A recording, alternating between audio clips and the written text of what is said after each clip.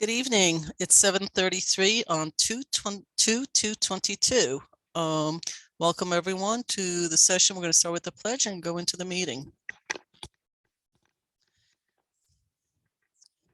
I pledge allegiance to the flag of the United States of America and to the republic for which it stands, one nation, under God, indivisible, with liberty and justice for all. Okay, what do we have? Okay, Trustee Fritchie, Present. Trustee White, Trustee Lopez, Present. Trustee Quesada, Present. Mayor Levin. Present. Okay, on to mayors and trustees announcements.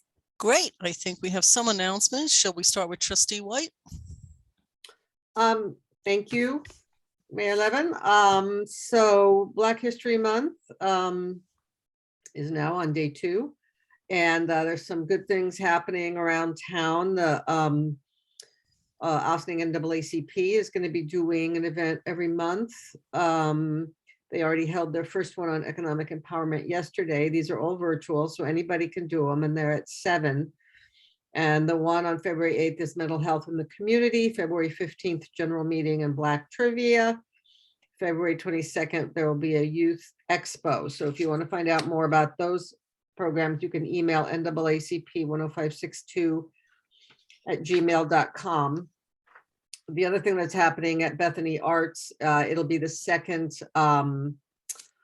Black History Month exhibit there. You know, last year, Village historian Joyce Sharrock Cole just put together an amazing and kind of revelatory history exhibit on Black Ossining there, and she's doing it this year. I don't know how different it is. I don't know what I know. That's going to be lots of all new stuff and plenty of stories to tell, and it's really exciting. And so it starts February 4th, this Friday, with there will be an opening event, and then it goes through March 12th, 2002. So it's called the Ossining Black History and Culture, Resilience, Dedication, and Excellence. It will deep dive into the Black experience in Ossining and beyond. So I think they have some great stuff for this year, and I'm looking forward to seeing it. And I recommend everyone go. Bethany Arts Community. The end. Oh, okay, great. Anybody else for announcements? Not seeing any. Great. Okay, I've got a few. I love February, aside from the fact it's my birthday and my husband's birthday. We have the same birthday. It's a really wonderful month. The reason being, number one, yesterday, thank you, Dana, was the beginning of Black History Month. I sent out in the mayor's message the 3 specific events. Dana mentioned a couple of things right there. There's lots of events through the county, honestly, well beyond just Ossining. And, you know, really take an opportunity to learn about the history and contributions and historical references. It's just a great way to spotlight African-American contributions to our history. So always learn something new. And I did speak to historian Sharrock Cole right in the middle of when she's on a ladder, putting things up. I do think it's going to be different. It was great last year. It's probably going to be great again this year. So Black History Month is one of them. Yesterday was the beginning of Lunar Year, which is Chinese New Year. So not that I speak the language, but I think it's yet another opportunity to learn something new about the Chinese community. We're a very diverse community. So I think again, another spotlight about, you know, different cultures. And, you know, I did my mandatory eating of the Chinese food yesterday, but it's obviously a much bigger deal because it's actually not a one-day event. It's the beginning of the entire New Year. So for all in our community that celebrate the Chinese New Year, it's the year of the water tiger. That only comes once in 60 years. So it's a very powerful sign. So we wish everybody to enjoy that. It is also Groundhog Day, and apparently in Pennsylvania, the bad news is that, you know, it's going to be a cold winter, folks. Although for those of you that are in love with data points, apparently he's not he only is right about it. And the Pennsylvania one is only right 40% of the time. So I'm just going to say, you know, you got to take that with a grain of salt, but it is a fun, it's just a fun thing. And it's a cold winter. So I don't think we need him to tell us that. It's been a few cold days. So lots of stuff going on in February. And I feel like I'm forgetting something. Okay. I feel like there was some other thing. That's right. I do want to make another announcement, but I feel that there's another holiday that I'm somehow forgetting and somebody might remind me. Also, a congratulations to our chief of police, Kevin Sylvester, being named a Rising Star. He's an alumni of, I want to get this right, the Elizabeth House School of Law at Pace University. And it acknowledges rising stars. There's going to be a dinner in March. And so congratulations, Chief. Always great to be an alum of a program. I think that's where you went to law school. So congratulations on that. And also speaking, it's a little segue there, Trustee White and I had the opportunity to get a one-on-one tour with the chief this past Friday of our police station. We went through, we looked at the cells. I just have not had a chance to really do that. The pandemic sort of put the kibosh on that, but I don't know about Dana, but for me, it was a great experience and really seeing our space and meet some of the folks, but really just look at all of the space of police department. And Karen, thanks to the staff also for the finally, because I think it's been a while, for replacing the flooring in the courtroom. Not that it's being used in a big way, but it looks terrific. You know, and every year we've got to take on a project that renews and refreshes the public buildings that we are entrusted with. So I appreciate all of that. And I think those are my announcements because Dana already did the other ones I had written down.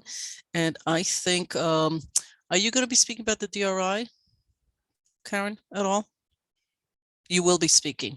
Okay, so I'm going to let you talk about this, the Downtown Reinvestment Initiative.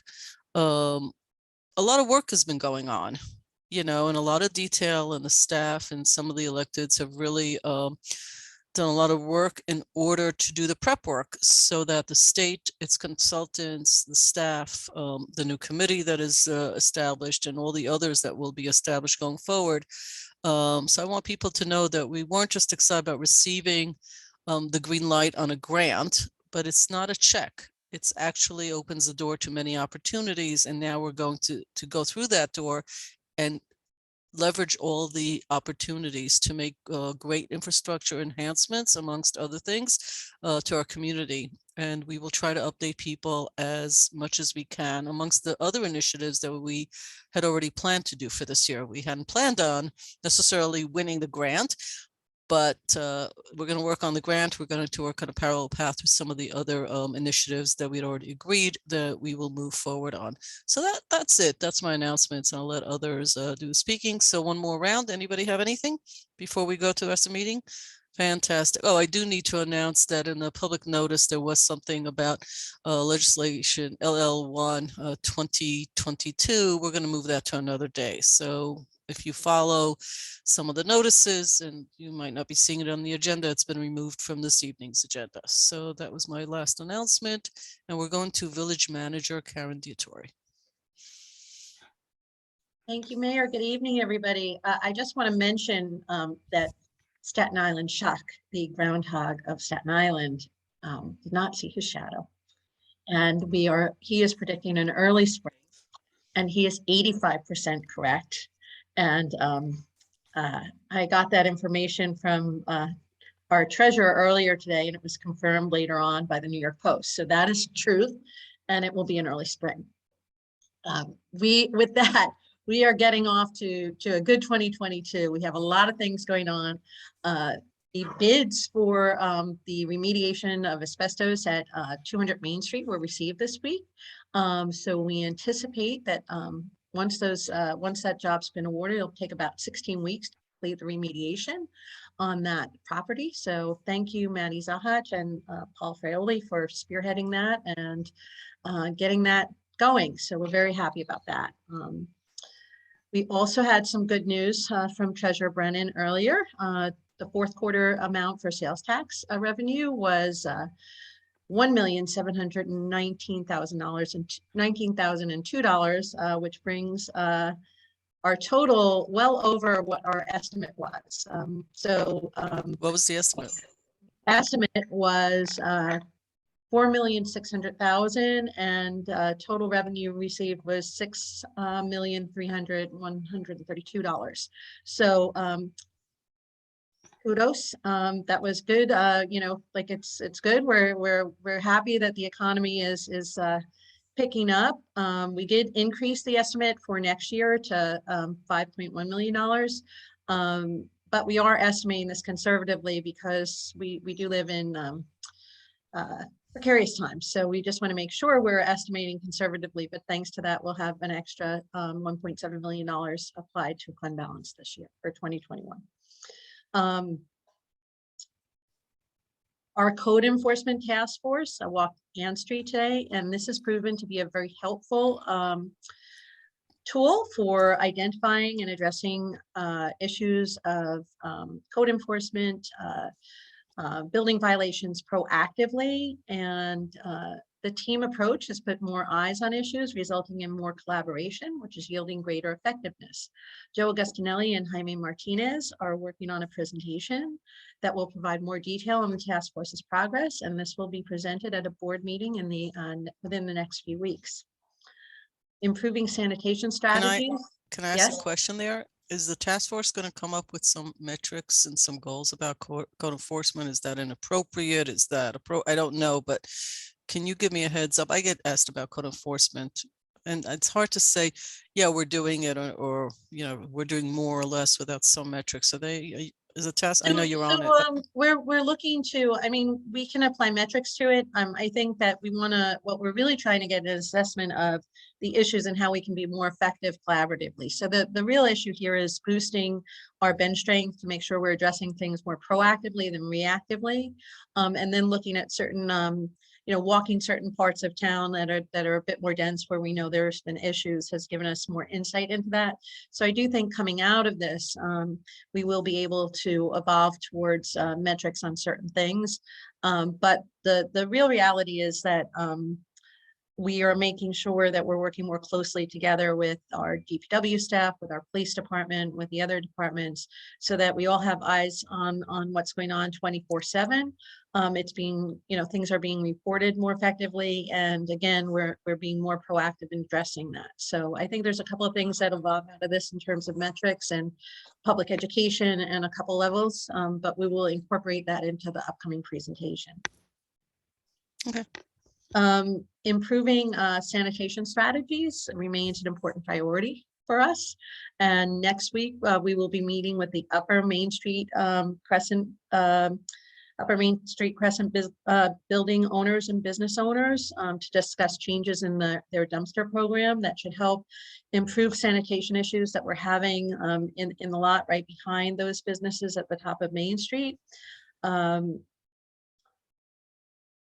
Staff, including Paul Fraioli, Maddie Zahach, and Jamie Hoffman, went for a field trip to White Plains last week, and they took a look at the Big Belly trash compactors that are their street level trash compactors used in addition to regular waste cans, but they're solar powered. They compact the trash. They send an electronic message when they're about 70% filled, so people can know to empty them, and they're being used with great success by the White Plains BID, the Business Improvement District, and their DPW staff are really happy with them. So we're looking at those and other strategies that we might be able to incorporate here in Ossining with success, and we'll be reporting back on that in the near future as well. Can you just text me where they are? I was just in White Plains earlier today. I don't know what I'm looking for. So if somebody just tells me where they're located, Sure. On my next little trip down there, I could look. Thank you. Sure. And our village engineer, Director of Public Works, Paul Fraley, met with Ecogy Energy today. And this is the group that is through the consortium grant that we applied for a couple of years ago with through NYPA, New York Power Authority. This is a group that's been assigned to evaluate a solar array on the garage at the Armory. So that project is now starting, and we'll keep you posted when we have a little bit more detail on timing and implementation. But another thing that we're doing in part of our greening of Ossining. We are preparing for a pending storm coming up probably tomorrow night into Friday. And while we don't anticipate that there will be a snow emergency, we are preparing for freezing rain and ice conditions. So we just ask that everybody be careful, and we will keep you apprised as we find out more information. Our DRI process, that's the Downtown Revitalization Initiative, is fully underway now. So just to give a brief review of the process and bring everybody up to speed, the involved parties include New York State, representatives from the Department of State, Empire State Development, the Regional Economic Development Council, New York State Homes and Community Renewal, and NYSERDA. Also, we have been assigned consultants from VH Planning, and they will receive support from Dorca Associates and WXY. The Board of Trustees will be very involved, and the specific DRI designees are Mayor Levin and Trustee White. Core Village staff involved is myself, Maddie Zahach, Jaime Martinez, Paul Fraioli, Jamie Hoffman, and Valerie Menostra, who we're working with through a contract. And project-specific staff will include Andy Teese, Bill Garrison, Mike Garcia, and Dale Brennan. The local planning committee has just been selected and approved by New York State. The LPC is made up of members of the community, along with state board and staff members who will be responsible for steering the DRI process.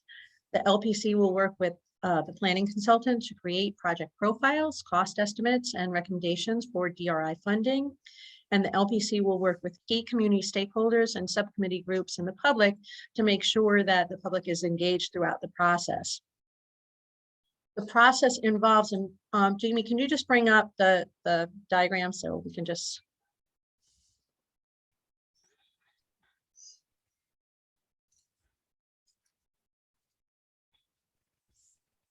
Oop.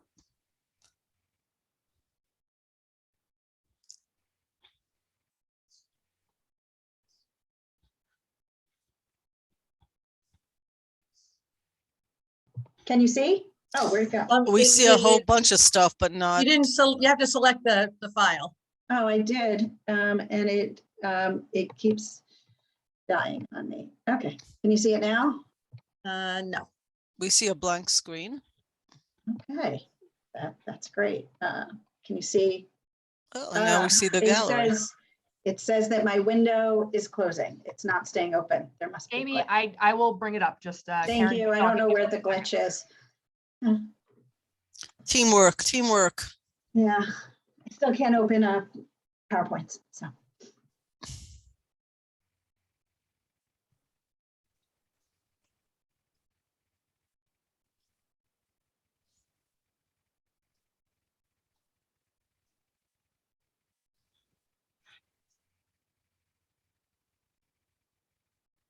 Maddie, are you thinking that it's being shared? Because we're not seeing anything yet. Got it. I'm sorry. I gave a thumbs up. It's a little slower than that. Okay. Hold on just 1 second. It's all right. There we go. How's it look? There we go. Okay. Now it looks beautiful. All right. So we have already had the walking tour took place with consultants and representatives from the state and staff and board members on January 14th. And we had a kickoff meeting virtually on January 18th with the same team. The LPC meetings, now that the LPC has been selected, will start mid-February.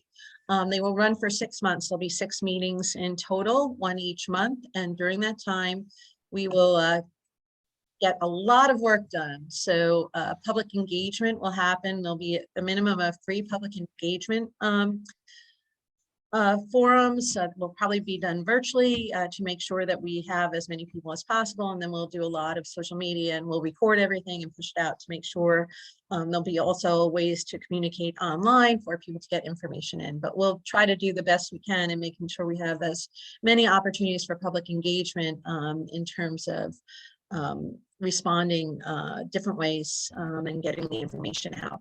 The first step of the LPC is to establish the vision, goals, and strategy. And there's also an open call for projects, which allows potential project sponsors to introduce projects that for consideration, provided they meet certain parameters.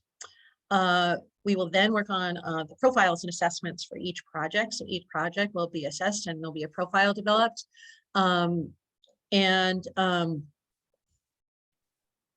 We will then do downtown management and implementation strategy. So making sure that the projects resonate and work strategically. And then throughout the process, we'll be developing the strategic investment plan, which will ultimately decide where the $10 million will be allocated. So that just gives you an idea of the process going forth, and it will be complete by July. At that time, we will have identified the projects. We will have developed bid estimates for them or estimated cost, and we will have recommendations to the state for the allocation of the $10 million towards those projects. So that sums up my announcements for this evening. Okay, I didn't do it because I thought you would, but there's a call out. I put it in the mayor's message for the Youth Bureau. Did you want to discuss that a little bit? Maybe I am sorry. That's yes. We also have the Youth Bureau where we're going to be we're looking to form the Youth Advisory Board for the Youth Bureau, and on next Wednesday night at 6 p.m. there'll be a webinar information forum for people to engage. We're pushing out information for that now, so you can get that information on our website and through social media. If you're interested in being part of the Youth Bureau, definitely attend and ask questions, and we will also record that and push it out. And applications will be online, so that if you are interested in becoming a Youth Bureau, a Youth Advisory Board member, you can do so by applying. We will be selecting the board. Ideally, we should have everything in place by the end of March. Thank you. We have a lot of boards and councils and very active community, all good stuff. Very exciting. The Youth Bureau, you know, and any other year, that's all we'd be talking about. There are people in our community that have waited, without exaggeration, 30 years for this to happen. And on any other year where we didn't have so much going on, that would be the biggest rollout. And if we did nothing else but the Youth Bureau, it would be a good year. But we're working on so many major projects and initiatives that we've been fortunate enough to also get many grants for. So we want to take advantage. They all have timelines involved with them. So lots of exciting stuff. But I don't want to put the Youth Bureau in any more than like really put it on a pedestal with like lots of light shining on it, because it's been a really tough year for everybody of all ages. But I think for the youth, I find the word youth really weird, but for kids, basically like 12 to 18, I think a really hard, and there's a lot of mental health issues in that age group. And, you know, they're trying to really make their way. So anything we do to help, I think, is nothing but an upside. It's a great project. I think we have good person in place and a lot of support from government. So I hope that we get the word out from this meeting, people that might be attending, people that might see it on video, you know, to get some really good folks to work with our youth to get programs. So I'm excited about that as well. Okay, we have oh, I'm sorry, Martha, this is your role, announcing the next person. Corporation Counsel Stuart Kahan. Thank you, Martha. Good evening, folks. Good evening. With last weekend's bad weather and the bad weather expected Thursday into Friday, it's important to remind all property owners, tenants, and occupants of properties that abut or adjoin sidewalks that 6 hours after the cessation or the stopping of the snow and ice, you have to clean your sidewalks. The only exception is if the snow and ice is occurring between 7 p.m. and 7 a.m., and you got to do it the next morning. If you can't get the ice up, and the most recent prediction indicates we're probably looking at about 0.2 of an inch of ice, which is actually a fairly significant amount, you must put down ashes, you must put down salt, sand, whatever it is to allow people to try to go over. And once the weather gets warm enough, you have to remove it. You have to keep the area clear. There were numerous properties in the village after Saturday's storm where it was simply packed down snow on sidewalks, and that is just not acceptable. If the village has to come in and clean the areas, you will be charged, and it will go onto your tax bill as a tax lien. So it is important to get it cleared. If you're abutting a sidewalk, you must clear the sidewalk. It's as simple as that. Thank you, Mayor.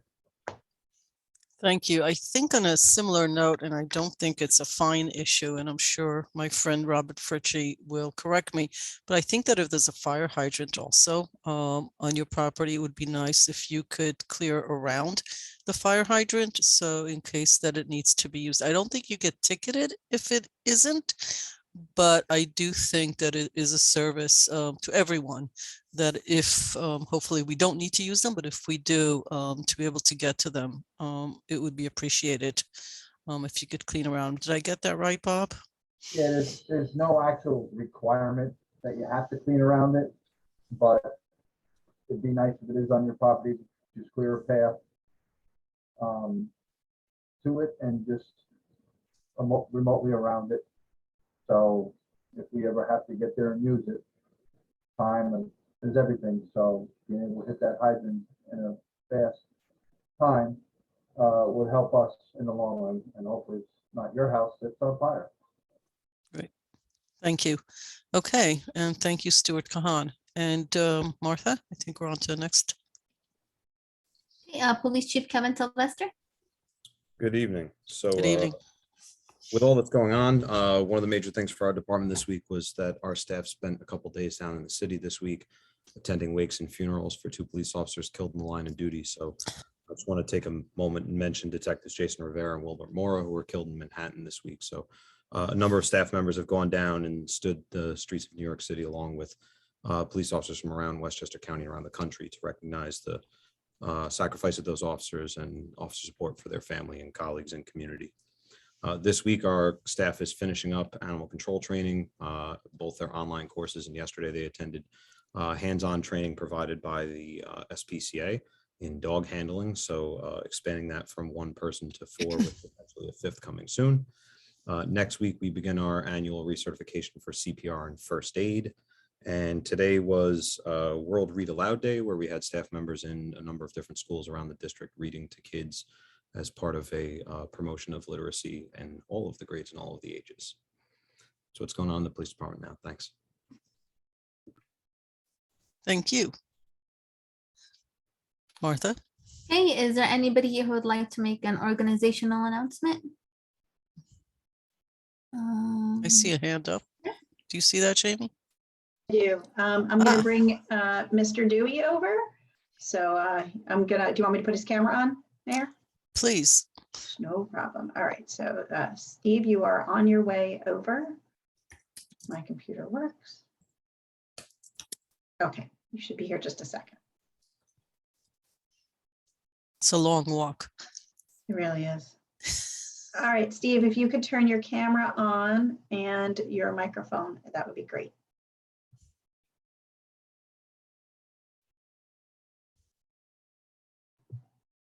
Oh, what happened? I Steve? don't know. Steve, Mr. Dewey? Are we in? There he is. There you are. We are. Good evening, sir. It's been a while Good since I've evening, seen you. everyone. Happy New Year, everybody. Take care, and congratulations to Kevin, a fellow alumni from Pace. Well done. Well done. Great law school, if I may say so myself. But Thank you, everybody, for your work. My name is Stephen Dewey. I represent the Landlord Tenant Relations Council. It's my second turn go around as being the chairperson. It's my honor and privilege to do that. And I want to welcome the community to remind them that our council specifically handles matters that involve landlord and or tenant disputes, including neighbors to buildings that might have a noise complaint or other matters that we can assist you with. We have information relative to tenants still having access to funds from the federal government through New York State under what's called the Emergency Rent Application Tenants Assistance Program. And we certainly have been very, very busy in the last, 5-6 years now that we've been reorganized in assisting tenants and landlords, including mediation with any issues that you may have. Includes anything from rent to heat to common landlord-tenant issues. If you would like to join our committee, certainly contact the mayor, the trustees. And if you have a comment or a complaint or like to get a hold of us, the best way to do that is through our web mail, which is LTRC, Landlord Tenant Relations Council, LTRC at villageofaustin.org. We'll take your intake in and get a hold of you shortly to help resolve your issues. So thank you all. Thank you for your service, and pleasure to see you all once again. Take care. Thank you very much. Boy, you've come really a long way since a few years ago when we sort of re-engineered the entire landlord-tenant council, and I very much appreciate it. It's also, I noticed there's a lot of education pieces on there as well on how to get things done. So tell everyone in committee very much appreciate all the work being done by volunteers. It's an all volunteer with a staff member assigned to them. Thank you, sir. Thank you, Mayor. Thank you, everyone. Be well. Okay, public comment on agenda items. Is there anybody here who would like to address the board on any of the resolutions on the agenda tonight? If so, please raise your virtual hand and we will bring you in. I'm not seeing anyone. Neither am I. Okay, Okay, Martha. to our village board resolutions.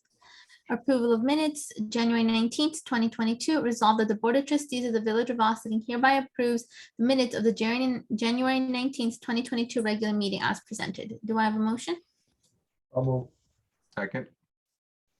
Comments? Martha? All those in favor? Aye. Opposed? I didn't hear Trustee Dana, or did you? Oh, vote? sorry. Yes, I had. Oh, yeah, I didn't hear you. Yeah, I didn't hear your voice. Okay, that's fine. Thank you. Approval of voucher detail, February 2nd, 2022.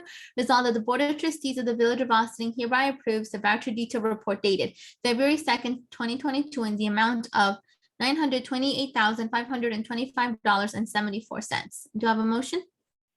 So move. Second. Second. Comments? Anybody? We're good? Martha? Okay, all those in favor? Aye. Opposed? Okay. Finance, establishment of various capital projects for 2021 financing sources. Whereas village management wishes to establish the capital projects for various capital purposes and purchases which are part of the village's 2022 capital plan and designated to be financed by accumulated and available surplus fund balance as of December 31st, 2021. Now therefore be resolved. The adopted budgets of the general water and sewer funds are modified in 2021 to appropriate unexpended appropriations and or accumulated and available funds balance for 2022 capital plan items aggregating $1,145,500, and the capital projects and capital project budgets be established as follows. Do I have a motion? So moved. Second. Comments? I know Dale is with us, but anybody? Okay, Martha? All those in favor? Aye. Aye. Aye. Opposed? Okay. Finance establishment of various capital projects from 2022 in lieu of Parklands funds, whereas village management wishes to establish capital projects for various capital purposes and purchases which are part of the village's 2022 capital plan and designated to be financed by special purpose in lieu of Parkland accumulated and available surplus fund balance as of January 1st, 2022. Now therefore be resolved, the budget of the special purpose fund is modified in 2022 to appropriate available fund balance for 2022 capital plan items aggregating $60,000. And that capital projects and capital project budgets be established as follows. Do I have a motion? So move.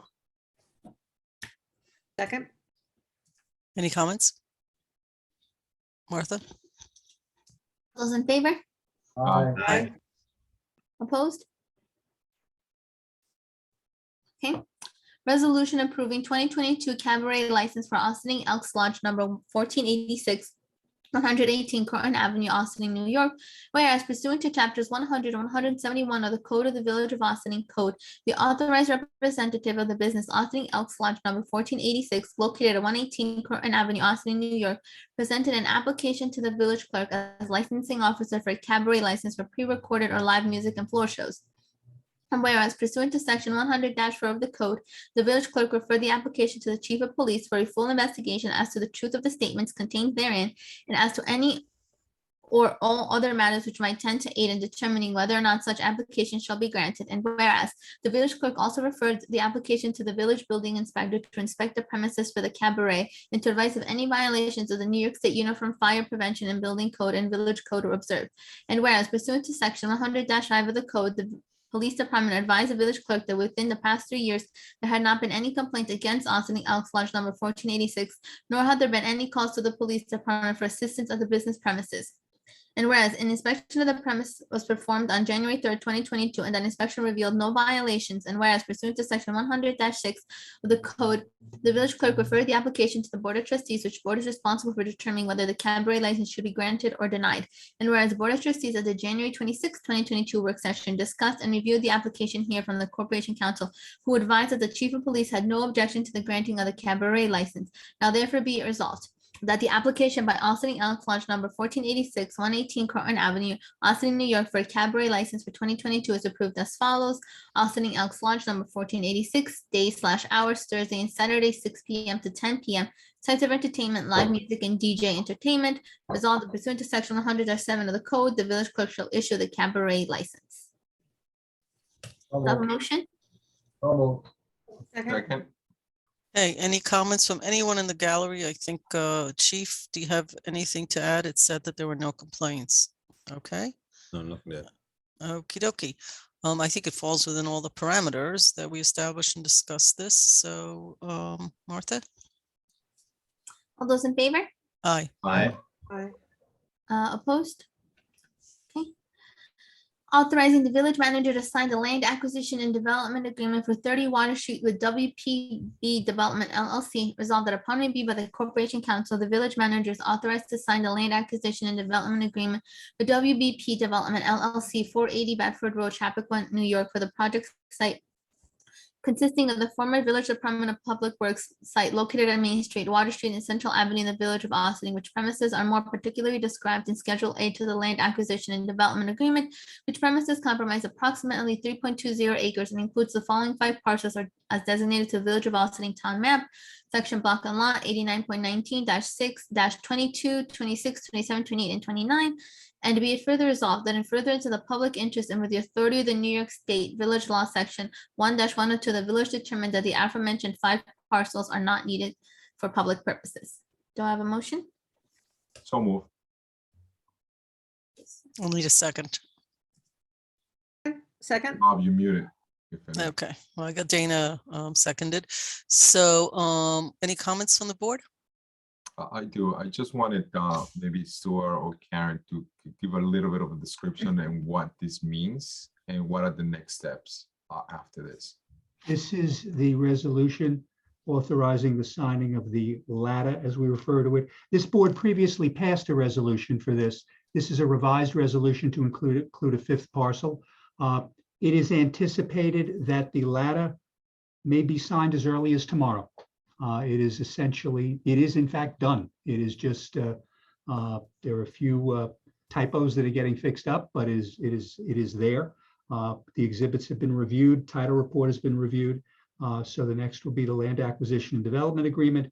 Then we will be working on an access agreement, which will give access to the property to Wilder Balter Partners and their contractors, so that they can proceed with the process, particularly as relates now as involves the brownfield cleanup. Thank you, Stuart. And then can you fill me in what is going on in regards to the planning board and zoning board? What is an update for that? I believe they are, and Jaime actually may be on this call, so he may be in a better position to tell us. He's in the gallery. I don't know if he's. Would it be? Well, Yeah, he is. He's in the attendees. Yes, I just brought him over. Okay. He just was enjoying the meeting. So let me just text him because I know he was working while we were. I do know that the documents have been filed with the various boards, but I think that the planning director is in a better position to say which meeting it is. Jaime, sorry to catch you off guard. No problem. Sorry, I tried to text you.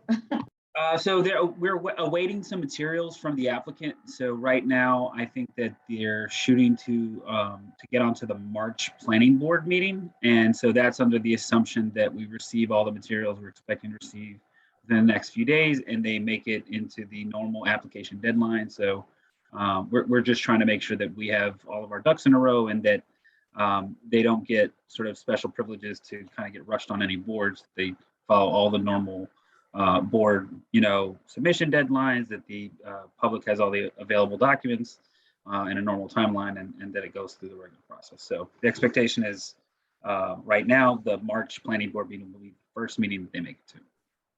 Thank you, Jaime. And just as a point, I guess, of clarification on my end, notifications to the neighbors were sent out previously. Do they have to be sent out again? Because I know they were in front of the planning board. Do they have to resend them? Because Yes, it's been a while since they've been in front of the planning board or zoning board at this point, correct? Yes, sir. They do need to be resent out. If you're off the board for 3 months, then we automatically require anybody renotices, and they also need to put up the new signs in front of the property as well, which is something that's kind of changed since they last came to the boards. Okay, thank you. Any other questions or comments? I'm just going to refer, it is 30 Water Street. It is the affordable housing unit that we, on what we lovingly call the DPW site. Some people are still referring to it, so I just want to make sure we get that people know which site we're talking about. It's really, I think all of us are very excited about this project as well. I know I've said that all night, but that's how I feel about it. They're all really important projects. We got housing, we got code enforcement, we're even going to get state-of-the-art garbage cans. People, we got more and more people. We're in the pandemic walking around, so we're going to need that. All good stuff. And the DRI goes without saying. So all good. Thank you, Jaime. Appreciate the insight. So we're in the middle of a vote. Any other comments? Martha? All those in favor? Aye. Aye. Opposed? Okay, we have continuing business of the board. A topic, reimbursement of business expenses policy. This is for Stuart Corporation Counsel Stuart Kahan and Village Treasurer Dale Brennan. Thank you, Mayor. Thank you, Martha. Good evening, everyone.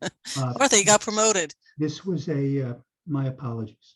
This was a topic. These were two topics that were on last week's work session agenda that were tabled to this week. First involves a revision of the village's reimbursement of business expense policy. The board has been provided with the version that was prepared that I worked on with the former treasurer Warren back in 2020. The second topic involves the procurement policy. Both of these were adopted in their prior formats at the reorganization meeting. Both have been revised. The first is the reimbursement of business expense. I've not gotten any comments from the board, so I'm they're both out there. As to either policy, the reimbursement of expenses, includes village employees, public officers, and elected officials, and, runs the gamut in terms of, approvals and issues dealing with transportation, meals, lodging, and all things like that. It's pretty close to the policy we have now, but it cleans a few things up. And I'm happy to answer, and Dale and I are happy to answer any questions with regard to that policy. If I may, the procurement policy, which is topic B, it is far more significant changes than the reimbursement policy. There are more delineations here with regard to emergency procurements and what that exactly means. There are new sections regarding sole and single source procurement, piggybacking. There's a development of a protest policy and sections on procurement ethics. Again, that's all in here. I've also, you will notice all those changes are in red on the procurement policy. And there are notations to the particular policies that I utilized in forming this policy. Numerous counties and municipalities throughout the state of New York. Again, I've not gotten any comments from the board, but both of these policies are here. If I might, I think the procurement policy is actually the more important of the two, because it does deal with, for example, the best value, which this board recently approved last year as a method for purchasing certain services or certain equipment. The further explanation of emergency procurements, which in the current policy is fairly weak, I think is the way to describe it, I think is important. And having a protest policy, which this village does not have now, with regard to issues relating to procurement, both bids, RFPs, and actual awards, is important and something you do see in many municipalities. So I have these two policies here. Dale and I are prepared to answer any questions you folks have, but that's what I've got. Thank you, Stuart.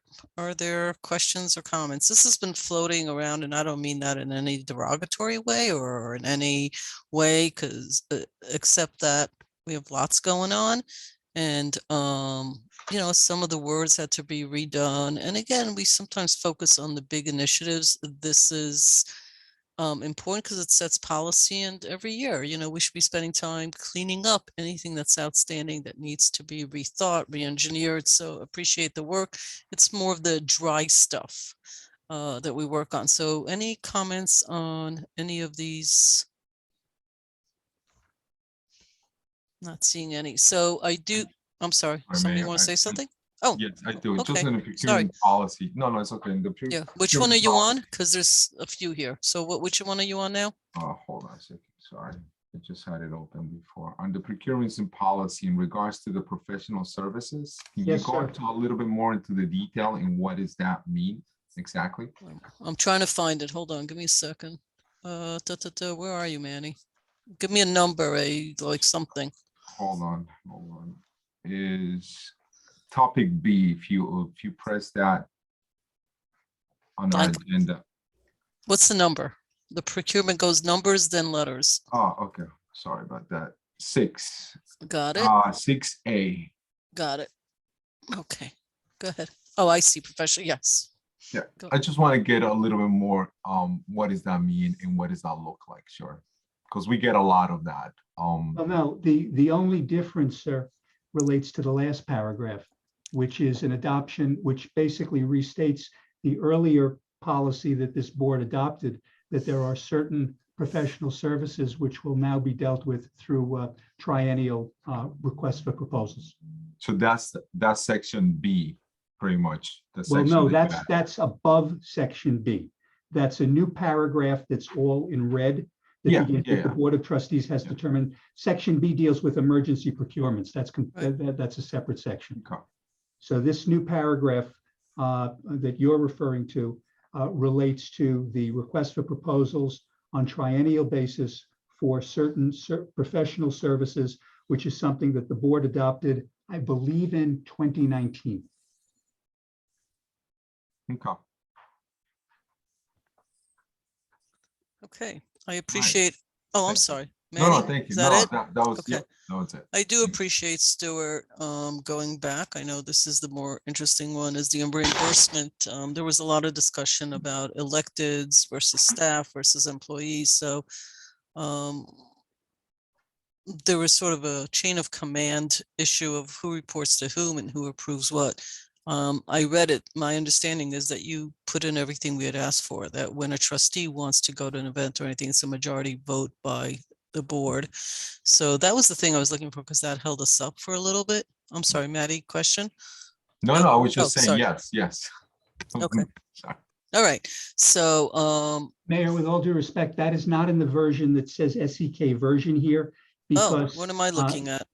Well, I'm looking at VBOT version. Right, but VBOT, that was actually, if I may, that was Please. actually the version that you had proposed Right. when you were a That's trustee. what I okay. never got a sense from the board as to what they wanted. I see. I don't want to. Why is it in here then? Why is what in here? You have 3 things in here, right? The first one is the version that I prepared. The second is the version you prepared. The third is the version that is currently the policy. Got it. All right. I like the version that I prepared about events. So I thought that we were still working with that one and I'm not looking at it correctly. Okay. I find it just need direction from the board.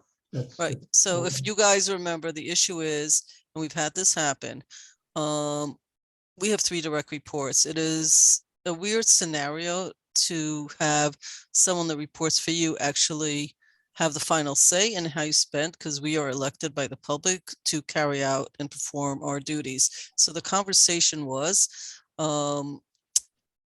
that there are instances where a board of trustee member would like to do something or go somewhere to an event, and we had a whole lot of conversation about this. I don't think I want to have the whole conversation unless somebody wants to do that.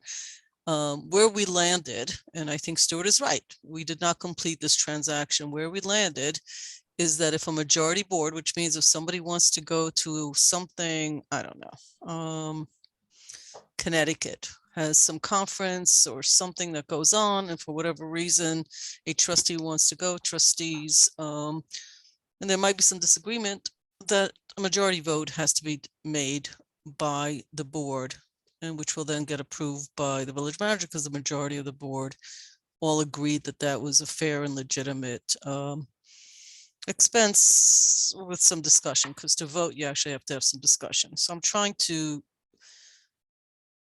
sort of cut to the chase and not go through another 1 hour, because I believe we discussed this for quite a long time, which is why I then, now that I am reminded, actually physically wrote this. So I'd like that, and Stuart is right, we did not respond to him, and that's because I read this incorrectly. So I would like that inserted, because we have had the situation happen. I do not think it's a big deal. I think it avoids any abuse of power.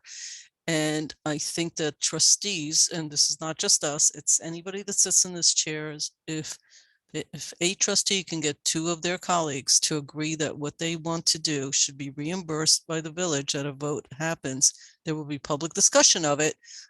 That's the way it should be done, not at the discretion of the singular village manager and the approval of that request. Trying to think if I said that correctly, but I think I did. So that's what I would like to have put in there. I have a question. So the reimbursement, the 3 that we're looking at, we're, if I'm understanding this correctly, Stuart is, we're basically asking us to pick one of them. No, trustee. Actually, I'm not asking you to pick anything. You have 3 different. The first one, which says SEK version, is the one that I prepared with former Treasurer Warren. The next one that says VBOT was prepared by then Trustee Levin, which merged and made some changes. The last one that says VOO Policy 2019, that's the current policy. Okay. So the one with the red, the VBOT, as described. So the red is the changes. Okay, so we're voting on this, or, Mhm. okay.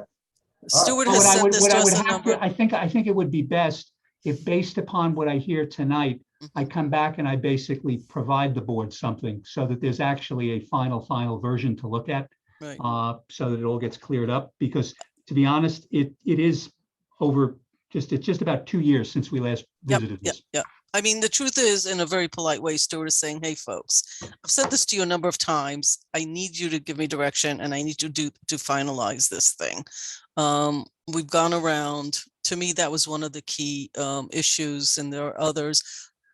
I mean, it goes without saying that I would like the version that says VBOT, the one that I canvassed folks at that time to get. So I mean, that goes for me without saying. But the rest of you, I think, in as polite a way as possible, Stuart, saying, folks, give me direction so I could finish this transaction. Would that be an I can accurate go. statement? Yeah, I'm good with the version, the VBOT version 2020. That reflects the changes that I would want to see. I'll second that. I'll third it. I mean, we need three. Dana, I don't know if you have an opinion. You don't have to have them, but it's simply, No, I agree. Thanks.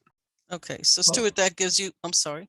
No, Mayor, that's fine. That's very Yeah, helpful. and I'll thank you have for that. being so polite. I appreciate. May I ask though about now the procurement policy? That is one that does have significant changes. Yep. Again, I'm sort of looking for direction from the board. We do have a procurement policy currently in the village. My view, and something I've discussed with Treasurer Brennan, is that there is much to improve in it, to update it, particularly in light of the recent approval of best value and other aspects within the village. But if board members want to, take an opportunity, to read it through again, and then, get me, comments, and we can discuss it at another work session, we can do that. We do have a procurement policy on the books now, but I would. Again, given that there are, let me put it this way, the original policy I think the board adopted was 5 pages. This is now about 12. So there's a lot more in here. And so, I would like, when the board is in a position to do it, to read it and, give me the guidance with regard to this one as well. I can start. I read this actually. So, yeah, there are a lot of changes. I didn't, the numbers like of the authority seems fine. Manny, you do a lot of the auditing, if you will, and the way they're done. So you might have more knowledge about whether it works well. I mean, this is something that I think cleans up a lot of pieces that were hanging out there. It also modernizes like the way we actually do things. So I will agree with that, Mayor. I'm I don't fine have any with it, but- objections. Yeah, I'm okay with that too. Correct. that doesn't mean that somebody on the board doesn't want to take a little bit more time, but I know that there are changes. So I just, this is an area where I actually think, the village manager, Dale Brennan, our attorney, sees most of this and are doing the right thing on behalf of the village. Also for audits, it's an update basically. I'm good with the recommendations from the attorney and treasurer and whoever else stuck their fingers in it. Sounds good, I read it.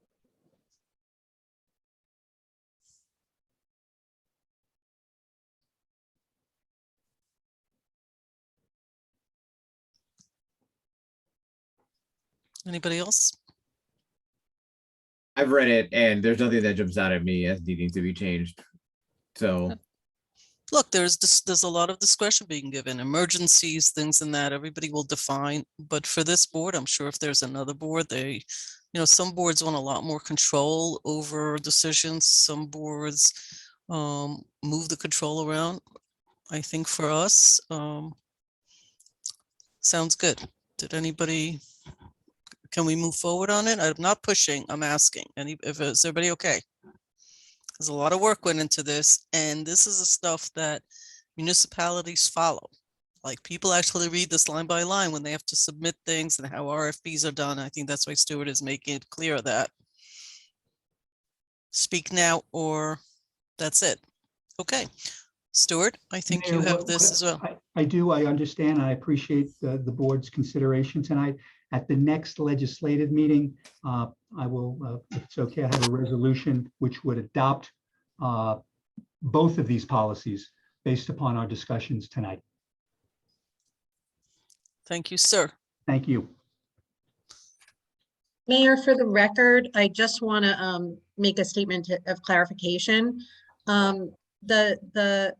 For the reimbursement policy, and this applies to all policies, including the procurement policy, there's not, it's not necessarily based on a hierarchy of decision-making, but rather the intent is, and I think you've addressed this intent with the change that you made, is to make sure that the approved expenses fall under the approved guidelines from the New York State Comptroller's Office, which are different for municipalities than they would be for the corporate sector or the nonprofit sector or other sectors. So the idea is to have a checks and balances so that no one authority can make a decision on expenditures, because we do have fairly strict guidelines on what can be approved as an expenditure under the New York State Comptroller's Office. So one of the things that we're going to be doing going forward as we do our internal policies is making sure that it's crystal clear what approved expenses can be overall,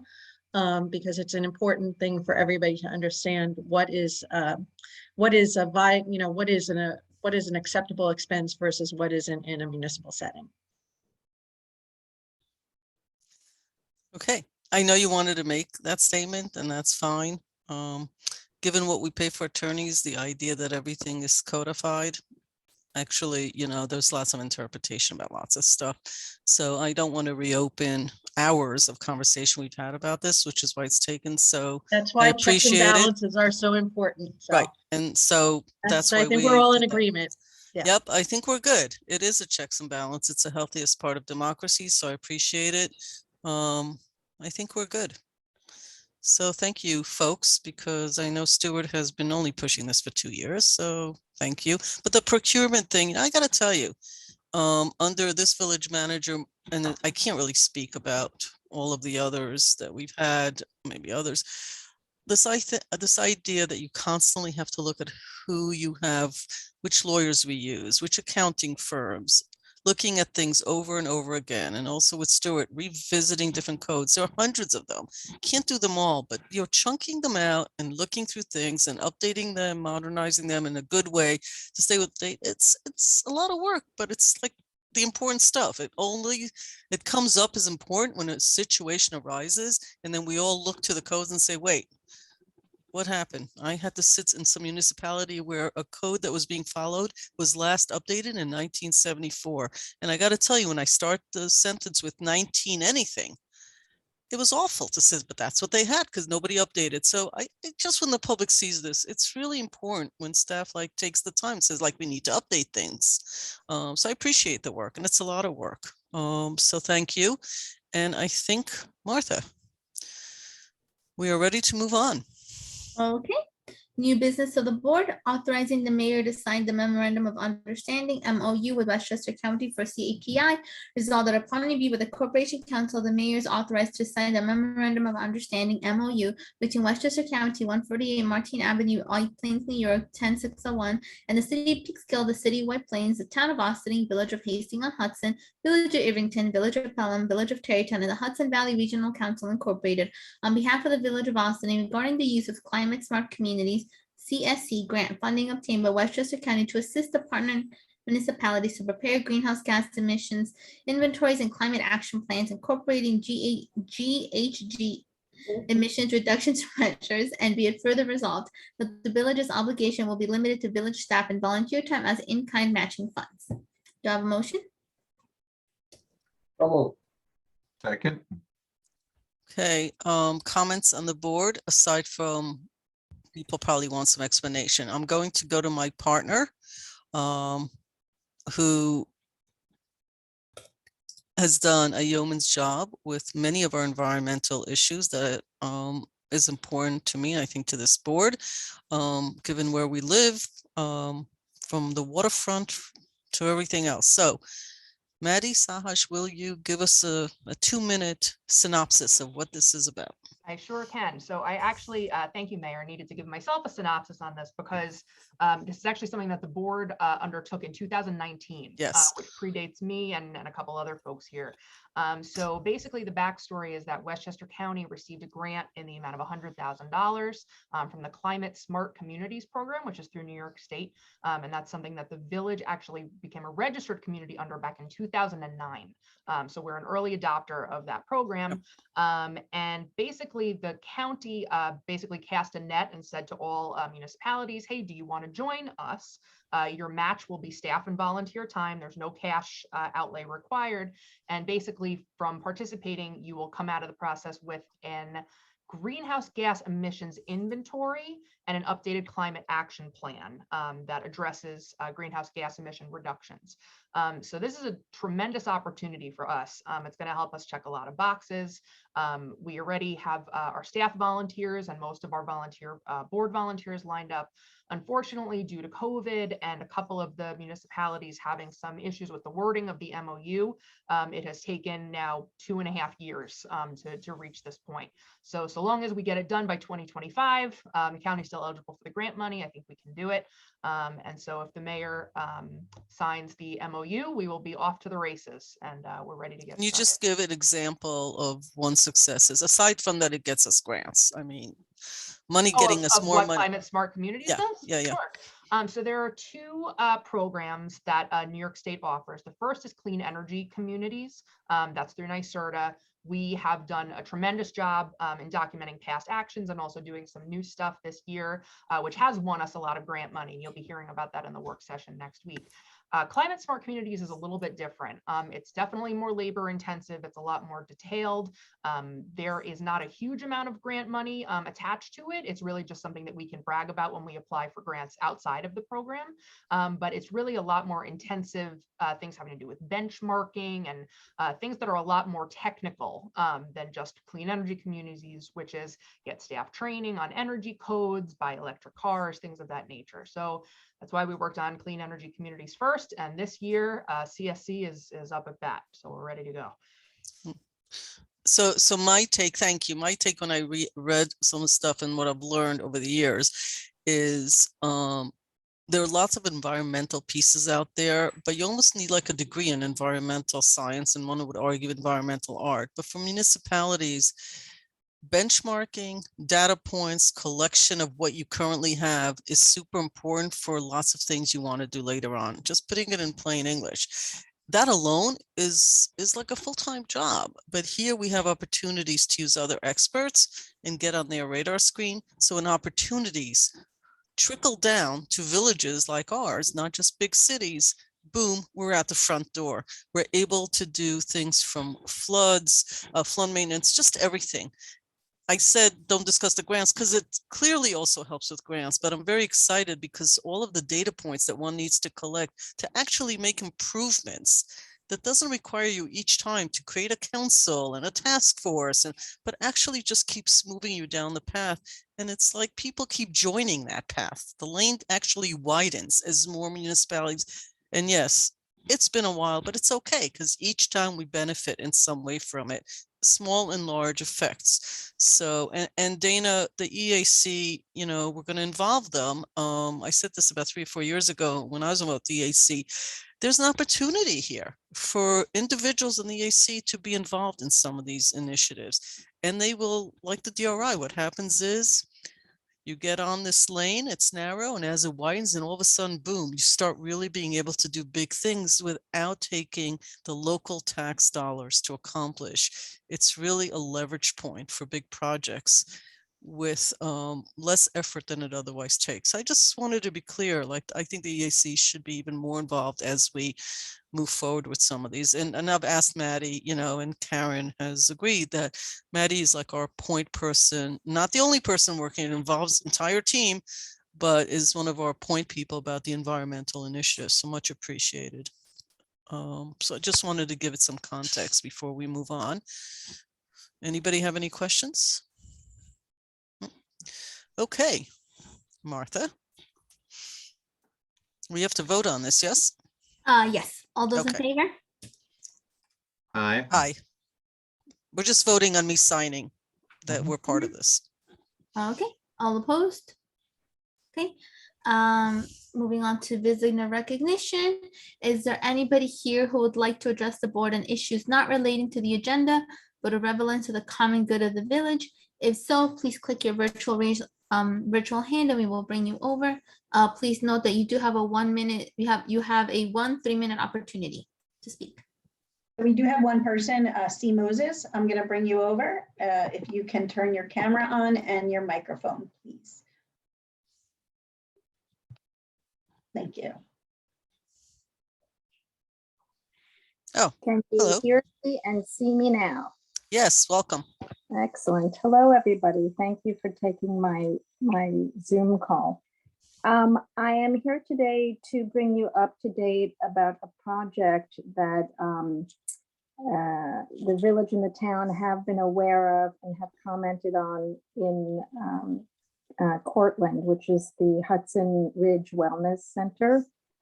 I want to thank you, Rika, for signing a Village and Town of Ossining letter with Dana Levin having to do with Levenberg. Dana Levenberg, sorry. People do that all the time. No relations. Dana Levenberg, sorry. Having to do with 2016 Quaker Ridge Road, the Hudson Ridge Wellness Center site. And I wanted to bring you up to date because the Cortland Planning Board had a public meeting on January 26th, where they closed down public comment on anything having to do with the environment and leaving it open for any additional written comment through this coming Monday, February 7th. And they've split their vote, which is kind of interesting, into two directions. What they're closing down is the environmental issues for comment, and they will proceed to determine a neg deck or a pos deck, whether this project needs an EIS or not. And the rest of their special permits, they're leaving open and for discussion later. So your joint letter is from July 12th, 2021. Thank you very much. Since then, I wanted to inform you that Sabrina Charney-Hull, the planner for Newcastle, has submitted to the town board and now of Newcastle a memo, which is now in the hands of Cortland. Dana Levenberg and Liz Feldman zoomed into this meeting, which was a blended meeting, to voice their comments last week. The Millwood West End Advisory Board has been re-engaged since December, which belongs to Newcastle, but they sent a representative to speak and submit comments about how everyone thinks there needs to be a pos deck on this project in the middle of, what we all call the greater Teatown area. So what I wanted to bring to your attention, and you're all very well aware, but super busy, you have in front of you the Croton Gorge Indian Brook Watershed Review, which in fact is a 1989 document that is slated now for updates. You also have various parts of northern Westchester starting to build on trying to get an environmental district overlay for this area, which will benchmark and get unified zoning to protect the environment. And most importantly, because the watershed for Indian Brook Reservoir belongs to you, Village of Ossining. I am just wanting to update you, and if you have any other thoughts that you might want to share with the planning board of Cortland, you have until end of business day this coming Monday. Great. Thank you, Ms. Moses. I heard Jamie the time. I knew she was going through Yeah. it, so I appreciate that. We just like to be consistent I as understand. people come across, that's all. So anything you have in writing, please send to my attention, to Stuart Kahan's attention, or the BOT at Village of Ossining. What kind of things would you like? Anything that you mentioned that you would like us to see and you want to make sure we see it, please just email it to us. Sure. People can, My pleasure. education is always a good thing. Municipalities do, there are contiguous municipalities, every, water and air and all that has no boundaries. So I Mhm. appreciate the update and I appreciate you being here tonight. Please forward us any information we found pertinent. We will also speak to our attorney and I will speak to the supervisor and any board member. So remind me again, to Mr. Kahan, who else should I submit to? BOT stands for Board of Trustees, so BOT Yeah, at yeah. Village of Okay. Ossining. Okay, very good. Thank you so much. I'll do that. Thank you for being with us tonight. Okay, thank you.